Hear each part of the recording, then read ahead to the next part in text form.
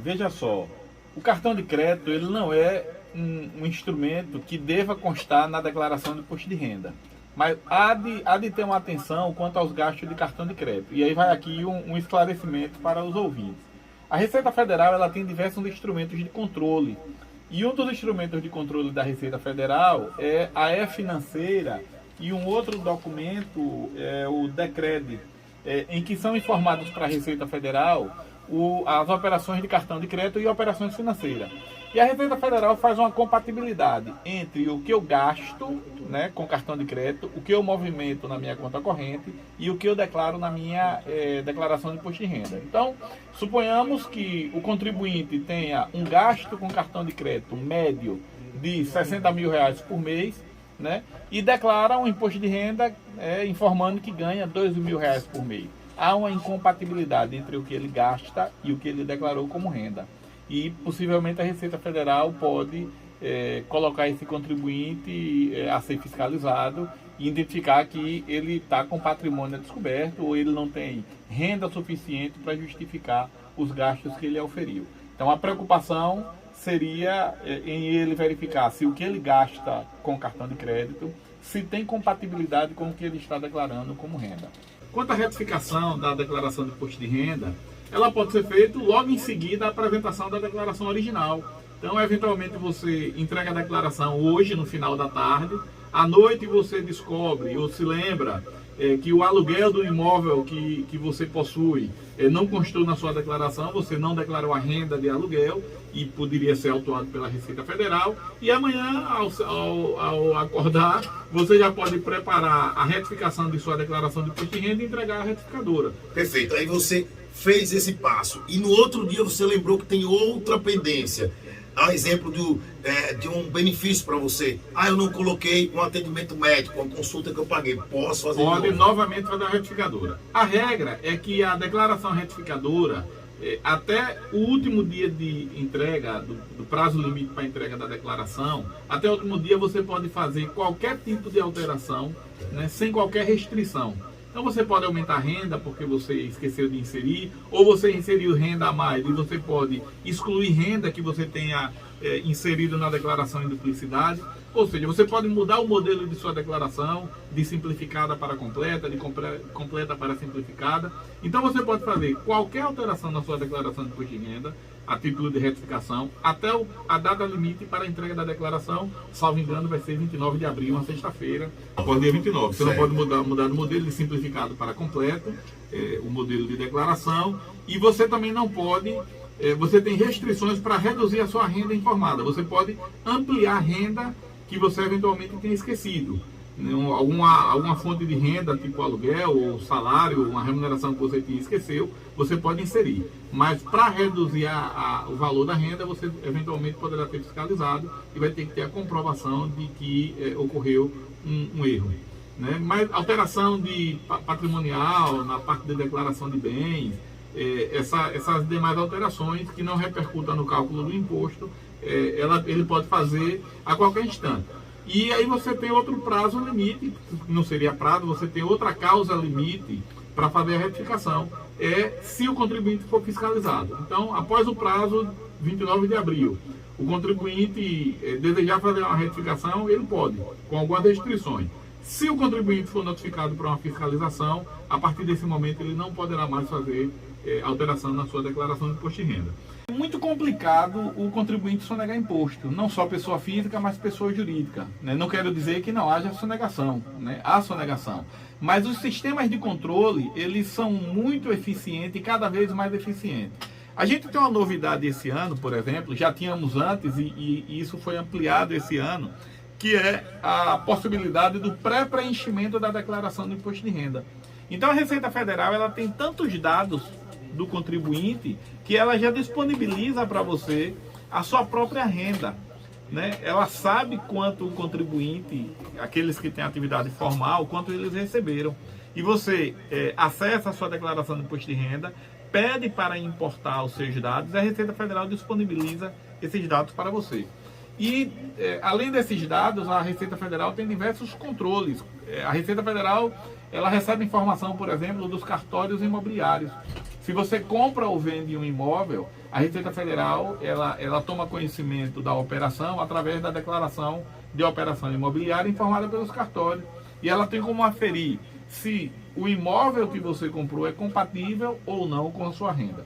Suponhamos que Kleber é um dos meus amigos ricos. Sim, perfeito. Ele compra um imóvel, né, no Parque Ville, né, de 3 milhões de reais. André Moura mora lá. E paga à vista. Né? Mas digamos que a renda declarada de Kleber no ano seja de, né, 500 mil reais, que deve ser uma renda aproximada, talvez um pouco mais que isso, o dobro, talvez. 1 milhão a renda declarada de Kleber. Então, como é que Kleber vai justificar que comprou um imóvel de 3 milhões se ele só tinha uma renda de 1 milhão?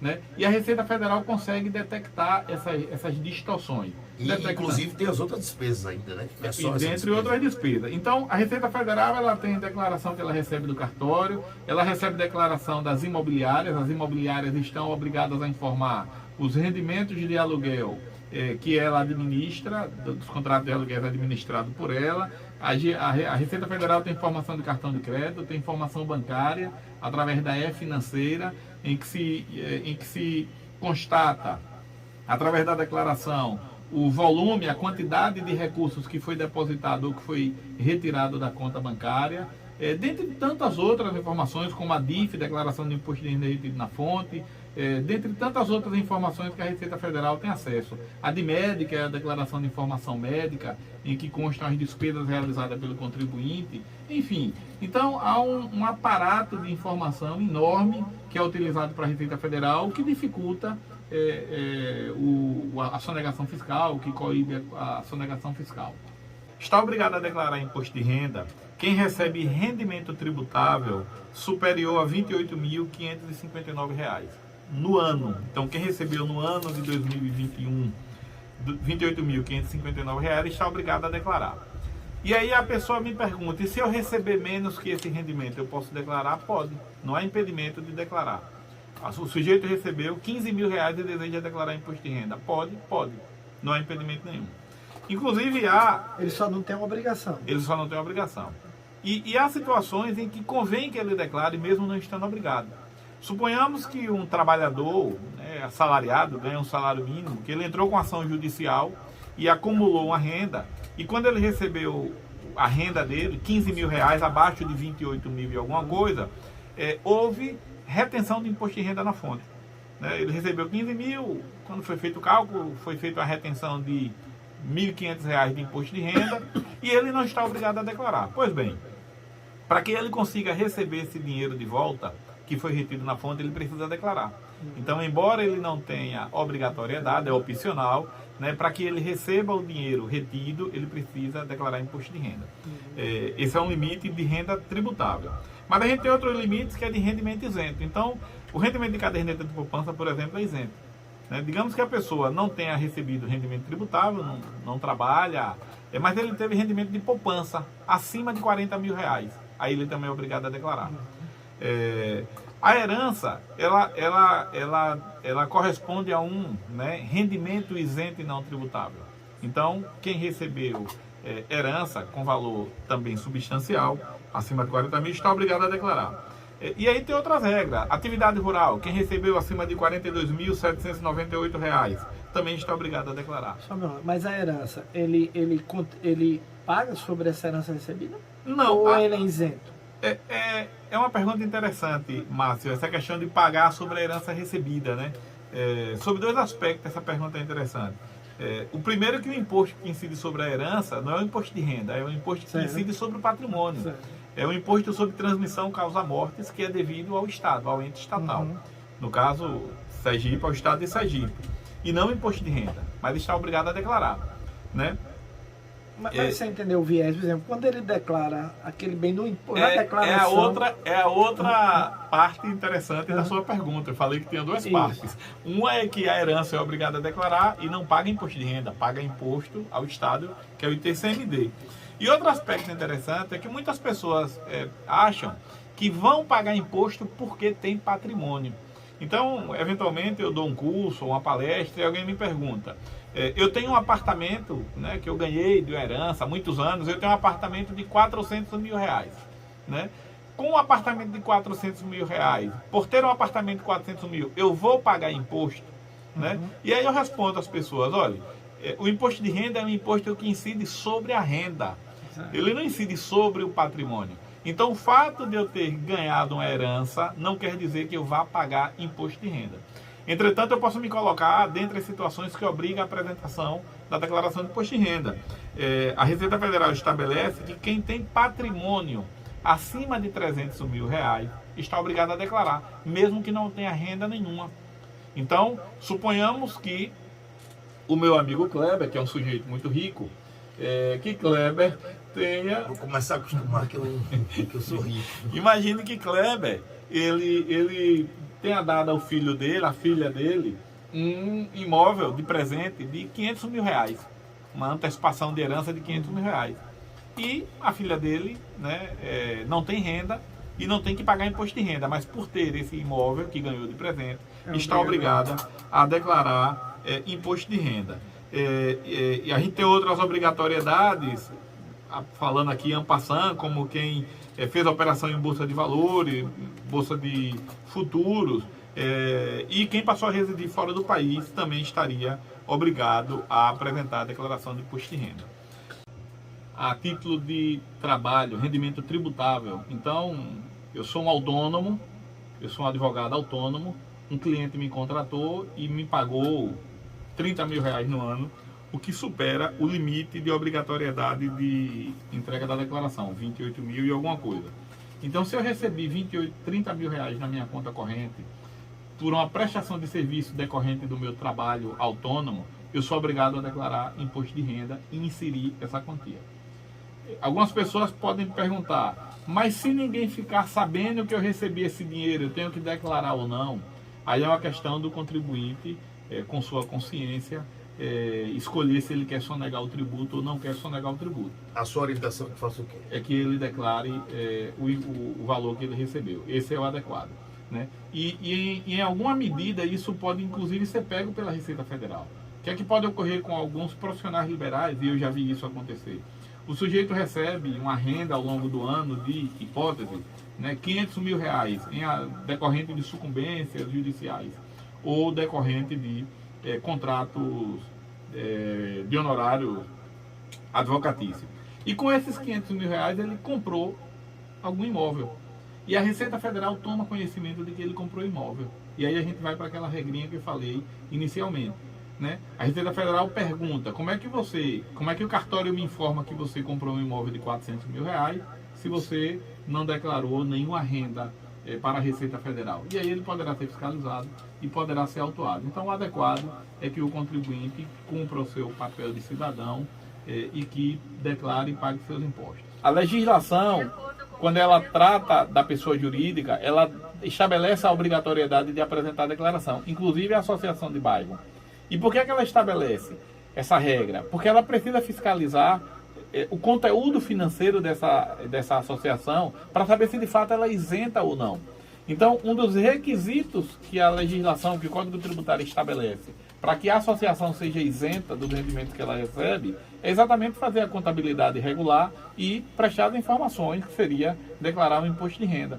Sem fazer isso, ela é uma atividade, né, que pode levar a alguma suspeita e ela perde o direito de isenção. Então, a isenção ela só é possível se for feita as devidas declarações.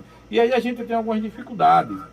Às vezes a gente faz uma lei, o legislador faz uma lei pensando que está na Avenida Paulista, né, e que tem as maiores empresas do Brasil e as maiores associações. A gente tem grandes associações no Brasil e, por exemplo, a associação, o Instituto Ayrton Senna, a natureza jurídica dele é de associação. É exatamente a mesma natureza jurídica da associação do bairro, da associação do Bairro América. Então, como é que você vai comparar a estrutura financeira, né, do Instituto Ayrton Senna com a estrutura financeira do Bairro América? Mas a lei é a mesma, vale para as duas instituições, são pessoas jurídicas sem fim lucrativo e ambas estão obrigadas a fazer contabilidade regular e apresentar a declaração de imposto de renda sob pena de perder a isenção conferida pela lei.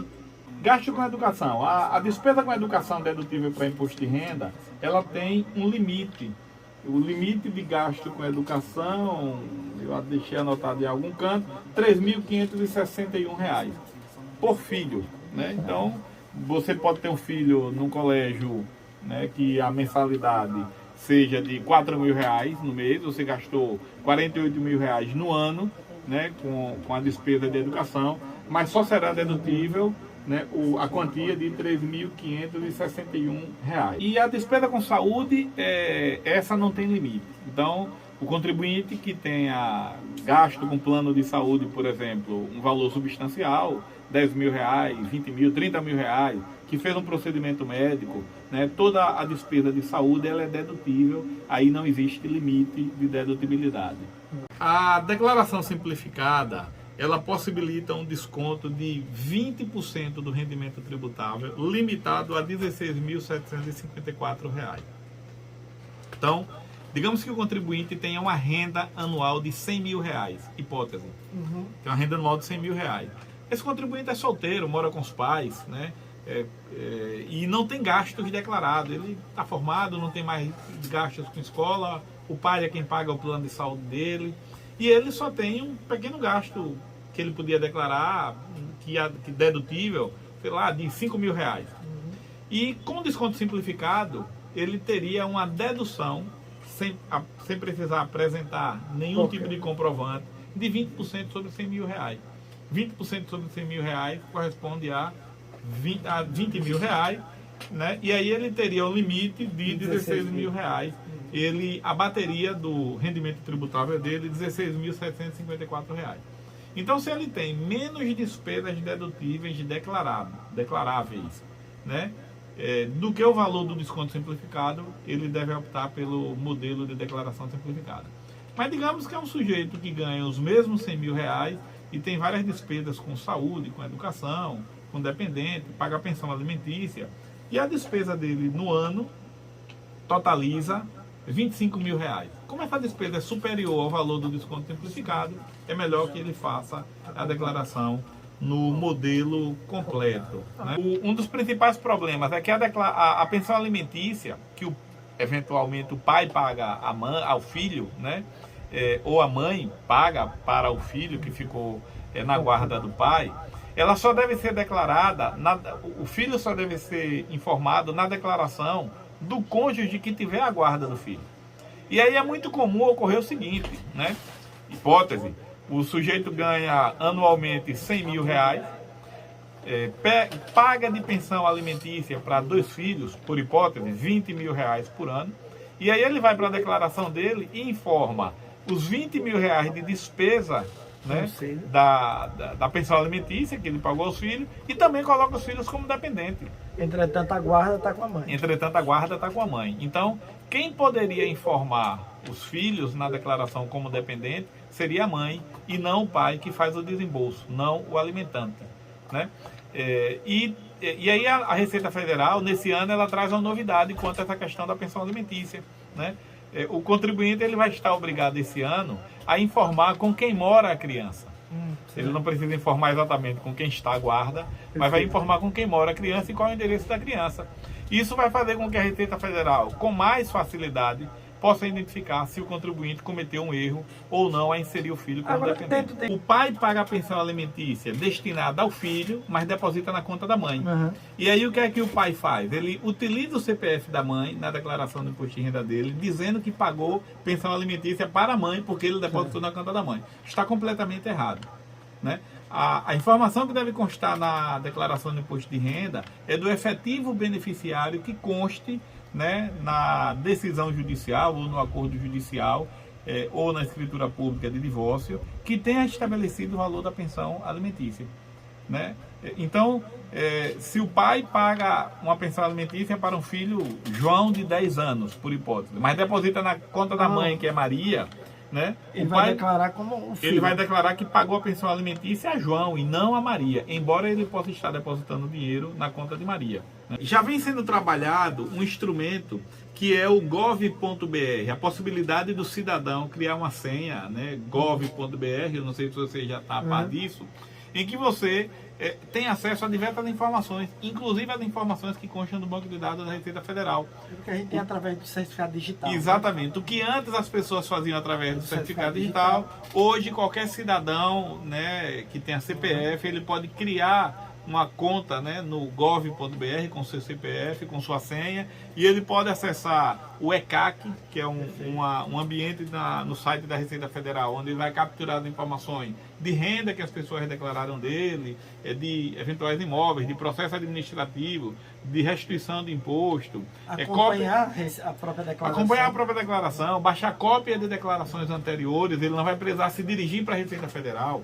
E ele também, com esse mesmo código que ele gera, ele pode acessar o Meu INSS, onde ele vai ter informações sobre o tempo de contribuição que ele tem, ele pode fazer previsão de cálculo de aposentadoria, quanto tempo falta para ele se aposentar, ou quanto tempo de contribuição ele tem. Então é um instrumento muito interessante. E aí a dica é que o contribuinte se antecipe coletando esses dados de renda, através se ele não tiver acesso ao seu empregador, porque já foi demitido por alguma razão, ele vai ter acesso a essa informe de rendimento na Receita Federal, ele vai poder baixar a declaração pré-preenchida com esse GovBR, ele baixa a declaração de imposto de renda e logo na primeira tela ele explica como é que ele faz a declaração pré-preenchida e ele já pega todos os dados que estão na Receita Federal, evitando erros. E o que é interessante com esse GovBR, que possibilita o acesso do contribuinte ao banco dos dados da Receita Federal, é que o contribuinte vai poder conferir os dados que lá estão com o que ele está inserindo na sua declaração, evitando que ele caia na malha fina ou que seja eventualmente autuado por esquecer de inserir alguma renda. Então é uma dica interessante para o contribuinte.